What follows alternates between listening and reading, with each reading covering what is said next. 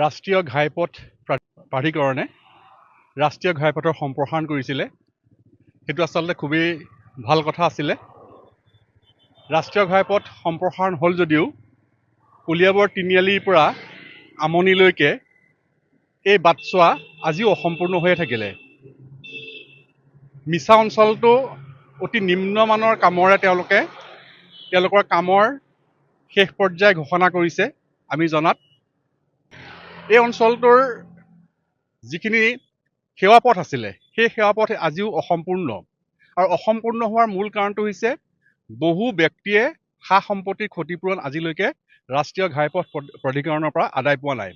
আদায় নোপোৱাৰ কাৰণে তেওঁলোকৰ ঘৰ দুৱাৰ বা যি ভূমি সেই ভূমি অধিগ্ৰহণ কৰিবলৈ দিয়া নাই। কেইবাখনো ফলক লগাইছে য'ত অসমীয়া ভাষাৰ শ্ৰাদ্ধ হৈছে। অসমীয়া ভাষাৰ জ্ঞান নথকা কোনোবা ব্যক্তিয়ে সেই ঠাইবোৰৰ নাম লিখিছে য'ত বাৰাপাচি ভুল। আমি অতিশয় লজ্জিত হৈছোঁ। এই অঞ্চলটোৰ এগৰাকী সচেতন নাগৰিক হিচাপে আমি ধিক্কাৰ দিছোঁ।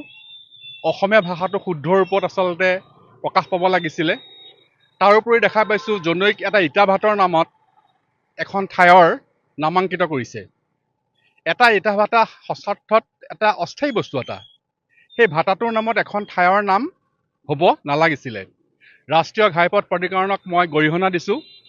এতিয়া তেখেতসকলে ৰাস্তা বনাইছে, পথ বনাইছে, সম্প্ৰসাৰণ কৰিছে, কিন্তু বহু ব্যক্তিয়ে আজিও সেই অধিকৃত ভূমিৰ যি ক্ষতিপূৰণ সেই ক্ষতিপূৰণ আদায় নোপোৱাৰ কাৰণে অসম্পূৰ্ণ অৱস্থাৰে তেওঁলোকে এই ৰাষ্ট্ৰীয় ঘাইপথ সম্প্ৰসাৰণৰ কামৰ ইতি পেলাব বিচাৰিছে। আমি সচেতন নাগৰিক হিচাপে ৰাষ্ট্ৰীয় ঘাইপথ প্ৰাধিকৰণক অনুৰোধ জনাইছোঁ, তেওঁলোকে অতি শীঘ্ৰেই ক্ষতিপূৰণ দিয়াৰ ব্যৱস্থা কৰক, ৰাষ্ট্ৰীয় ঘাইপথৰ সম্প্ৰসাৰণৰ কাম সম্পূৰ্ণ কৰক, আৰু যিবোৰ ফলকত তেওঁলোকে বানান ভুলকৈ লিপিবদ্ধ কৰিছে সেইখিনি অচিৰেই তেওঁলোকে শুদ্ধ ৰূপত প্ৰকাশ কৰক। আৰু সঁচাৰ্থত অসমীয়া ভাষাটোৰ যেতিয়া দুৰ্দশা দেখা পাওঁ, অসম সাহিত্য সভাৰ এগৰাকী সদস্য হিচাপে বৰ দুখ অনুভৱ কৰোঁ। নিজৰ আই ভাষাৰ মুখৰ যিটো ভাষা সেই ভাষাটো শুদ্ধকৈ ক'ব বা লিখিব পাৰিলে আমি নিজে গৰ্ব অনুভৱ কৰোঁ। কিন্তু আজি বানানৰ যি দুৰৱস্থা সেই দুৰৱস্থাই আচলতে আমাক অতিকৈ মৰ্মাহত কৰিছে। মিছা অঞ্চললৈ আমি আহোঁতে বা বিভিন্ন সময়ত দেখি আহিছোঁ যে এই ঘাইপথ প্ৰাধিকৰণে ইয়াত যিখিনি ঠাইৰ নামৰ ফলকৰণ কৰিছে সেই ফলকৰণবিলাকত বাৰপাচি ভুল হৈছে।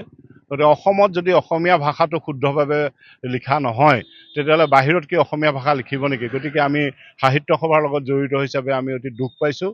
গতিকে আমি এই নামসমূহ অতি শীঘ্ৰে শুদ্ধ কৰিবৰ কাৰণে আমি অনুৰোধ জনাইছোঁ, আৰু এই ক্ষেত্ৰত বিভিন্ন জাতীয় সংগঠন আৰু সমজিলা প্ৰশাসনেও ইয়াত গুৰুত্ব দিব বুলি ভাবিছোঁ।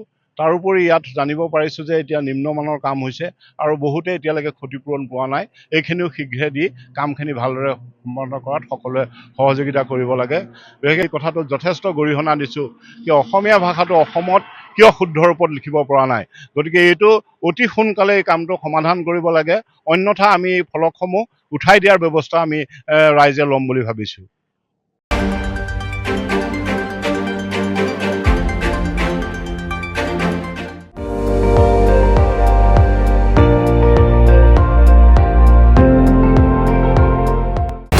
আপুনি চাই আছে ND24, সৰ্বশ্ৰেষ্ঠ নহয় সৰ্বোত্তমৰ দৌৰ।